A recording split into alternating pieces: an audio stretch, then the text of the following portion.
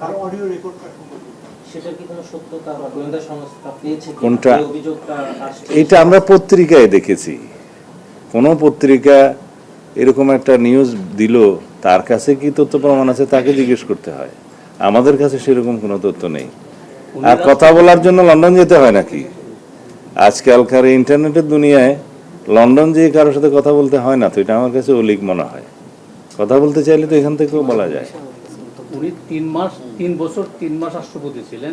এর আগে উনি দুদক এবং ব্যাংক এবং ওই যে বিচারপতির পদমর্যাদায় ওই একটা কমিশনের দায়িত্বে ছিলেন, যে বিএনপির বিরুদ্ধে, বিএনপি নেতা কর্মীদের বিরুদ্ধে উনি এনেছিলেন। ওই পূর্বের ঘটনা কি তো ওনার প্রিভিলেজ থাকার কথা না? সেই সময় দায়িত্ব পালনকালীন সময়ে তার বিরুদ্ধে কি কোনো অভিযোগ কেউ দিয়েছিল? না না, দিয়ে থাকলে সেটা তখনকার সময়ে যদি কোনো কিছু রেকর্ড করে থাকে সেটা তখনকার বিষয়, সেটা বিধিবিধান অনুসারে চলবে, আইন অনুসারে চলবে। আমাদের মহামান্য রাষ্ট্রপতি পদত্যাগ করেছেন শারীরিক কারণে, তার পদত্যাগপত্রে বিস্তারিত উল্লেখ করেছেন।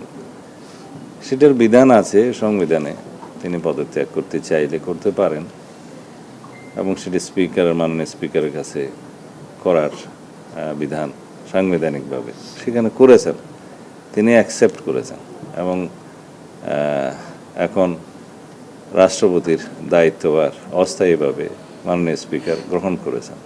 এগুলো সবই আইনি কথা। এখন যারা তার বিরুদ্ধে বক্তব্য দিচ্ছে তাদের সেটা অধিকার আছে। আমরা গণ অভ্যুত্থানের পরবর্তী সময়ে কি প্রত্যাশা করি?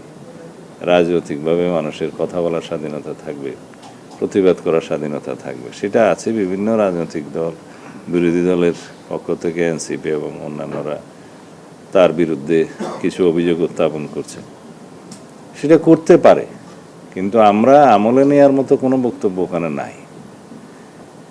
মহামান্য রাষ্ট্রপতি তার দায়িত্ব পালনকালীন সময়ে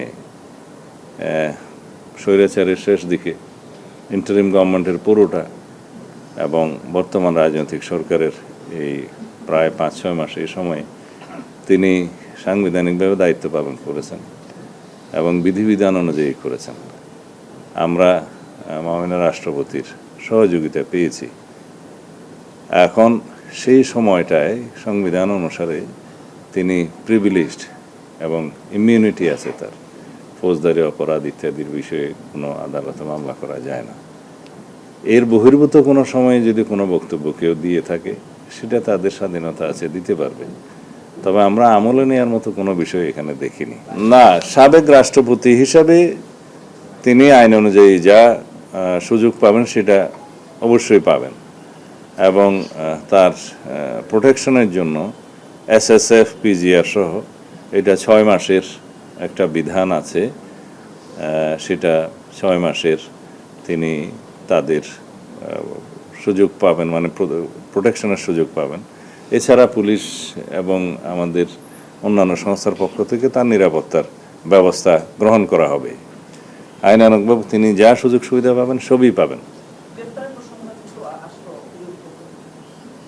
বিরোধী পক্ষকে জিজ্ঞেস করেন কেন চায়।